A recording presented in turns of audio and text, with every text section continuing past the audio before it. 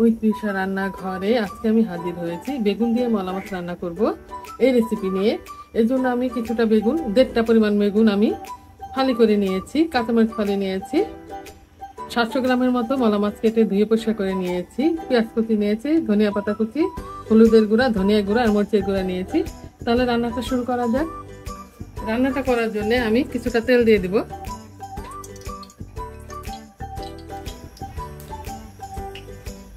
1.5 কাপের মতো পেঁয়াজ কুচি আছে, আমি দিয়ে দিলাম। পেঁয়াজগুলোকে হালকা ভেজে নেব। পেঁয়াজগুলোকে আমি হালকা ভেজে নিয়েছি। এবার স্বাদ মতো লবণ দিয়ে দিব। এখানে আমি 1 চা চামচ ধনিয়া গুঁড়া, 1 চা চামচ হলুদের গুঁড়া আর 1 চা চামচ শুকনো মরিচের গুঁড়া নিয়ে নিয়েছি, দিয়ে দিলাম।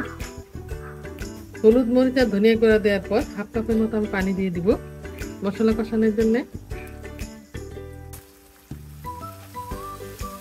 মশলাটা আমি কষিয়ে নেব। বেগুনগুলোকে 1 মিনিটের মতো আমি কষিয়ে নিয়েছি। এবার কাঁচামরিচগুলো দিয়ে দিব। এখানে 10-12টা আস্ত কাঁচামরিচ আর 4-5টা ফালি করা আছে, দিয়ে দিলাম। ধনিয়া পাতা কুচিটা দিয়ে দিব। এবার এখানে 700 গ্রামের মতো মলা মাছ আছে, আমি দিয়ে দিলাম।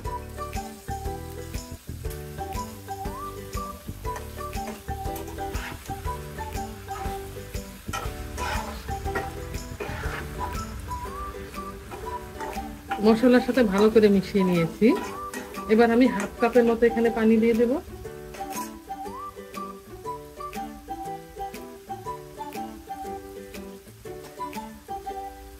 হাফ কাপের মতো আমি পানি দিয়ে দিলাম। এবার আমি ঢাকনা দিয়ে দিব আর চুলার আঁচটা আমি মিডিয়াম টু লোয়ের মাঝামাঝি রাখবো।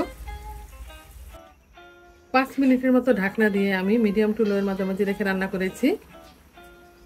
রান্নাটা আমার পুরোপুরি কমপ্লিট হয়ে গেছে। চুলার আঁচটা এবার আমি মিডিয়ামে রেখে 1 মিনিটের মতো ঝোলটা টানিয়ে নামিয়ে নেব।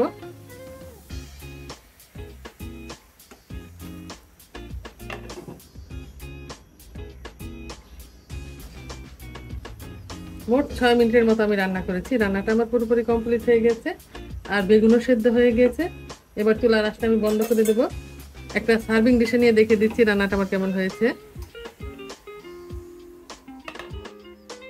ছোট মাছের এই রান্নাগুলো রান্না করতে খুবই সহজ, অনেকে হাতে মাখিয়ে করে থাকে। আমি মশলাটা কষিয়ে নিয়েছি। আজ এ পর্যন্তই।